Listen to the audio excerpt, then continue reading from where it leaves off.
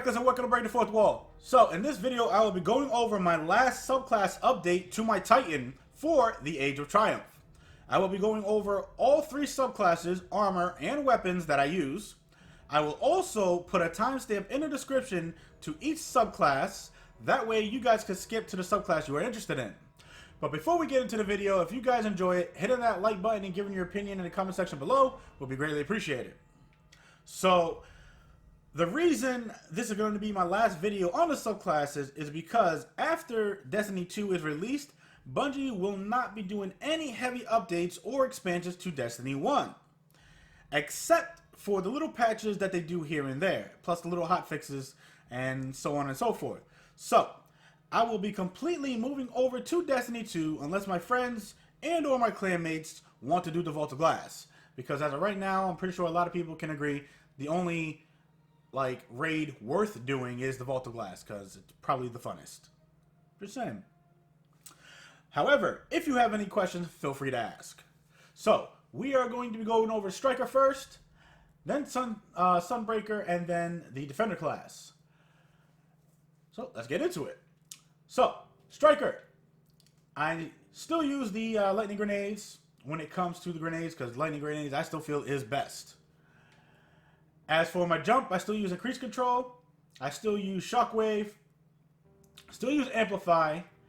However, I now use Titan Codex 2 and 5, aftershocks, and shoulder charge. Now, I made a little change to the Titan class just for the simple fact of I wanted my Titan to be more mobile, faster, get kills, etc. And with this build, plus some of the gear I use actually does that. So, as for armor, I use helmet. Now, I would actually prefer better already, but as of right now, infusions, or this helmet is probably the best helmet I have, but it has infusion, so it's a good second place helmet for me. As to assets, I like.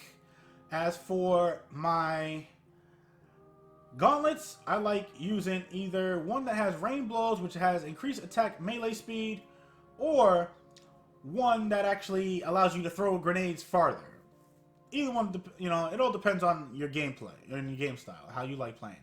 Now, primarily, since I would like to actually move a lot more, I found that the Twilight Garrison helps out the best with that momentum. So, when I'm actually Titan skating, I will Titan skate, shoulder charge, and then Twilight Garrison to get me pushed up as fast and as far as possible. So once again, it's Titan skate, shoulder charge, Twilight Garrison. And depending on what type of game I'm actually playing, when it's PvP or PvE, in PvE scenarios, I probably will switch to the Armamentarium. When there's a lot of ads, obviously to throw grenades on walls. Or, if I'm just trying to scoot around the map real quick just to kill the boss, I will stay on the Twilight Garrison. Now, if I'm playing something like Control or Zone Control, then yes, I will switch to the Armamentarium full time, because double grenades are the best, in my opinion, for the Titan class. Now, for legs, mine has Arc Double Down as well as Capture King, but really not much that, you know, good for Capture King. As for Titan Mark, I have a tier 12 Titan Mark, and even though Scory got nerfed, I still like using Scory. You know, if I wanted the whole more momentum thing, you know, Memory of Yolder would be great, but I feel that this current class is perfect the way it is when it comes to momentum, so I like still using Scory. And if you guys don't know that they did change the, how do you say, they did nerf Scory, so now you have to get a kill in order for it to activate, after you have your super fully. So, yeah. Blame those wonderful people who keep crying about stuff and wanting things to get nerfed. Sorry. So, as for weapons, now, you can pretty much use any weapon that you want. I personally like certain types of weapons. In PvE, I will use the Vision of Confluence day in and day out. Or, I will use the Fate Printer. I like it. I'm sorry. It's just great weapons to use that have elemental damage. There are times where I will use a Palindrome. My Palindrome does have Luck in the Chamber on it. I do have the other Palindrome that the vendor is selling this week. Also has Luck in the Chamber on it, but also has Outlaw.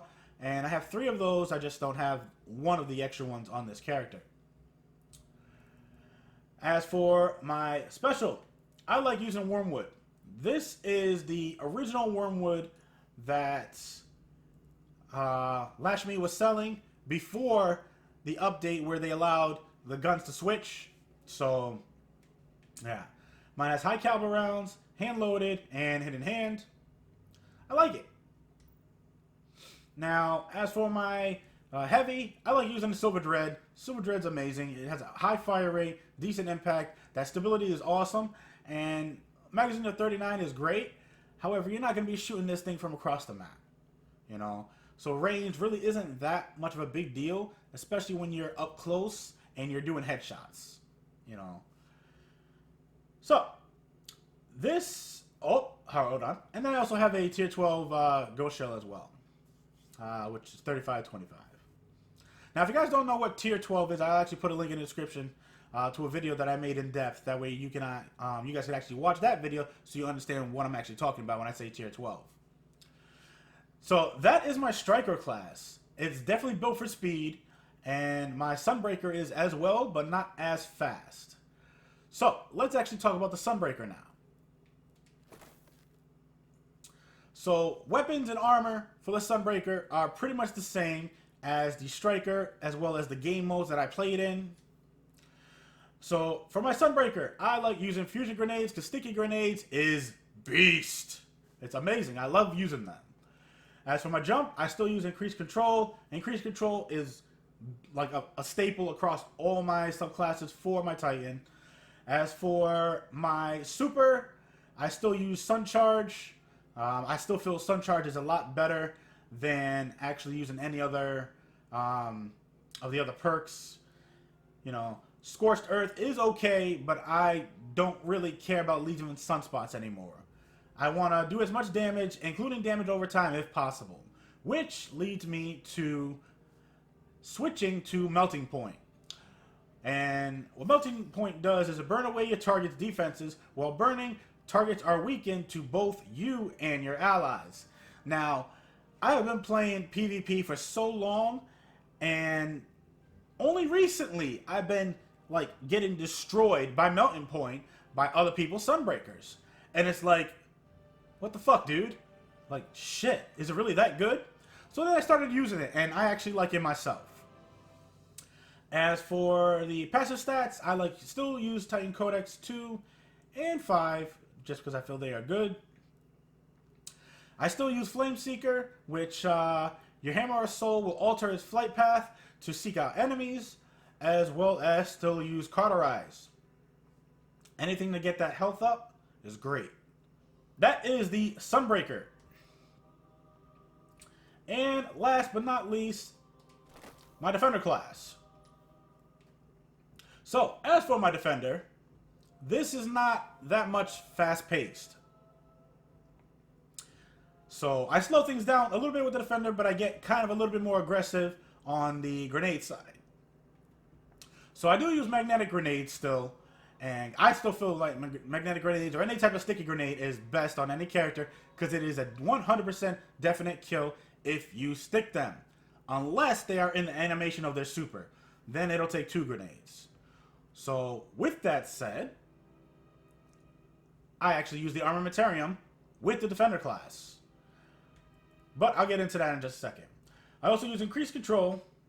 Now, Weapons of Light, Blessing of Light, and Armor of Light all depend on what you are doing. If I'm playing something like Zone Control or Control, I will use Armor of Light.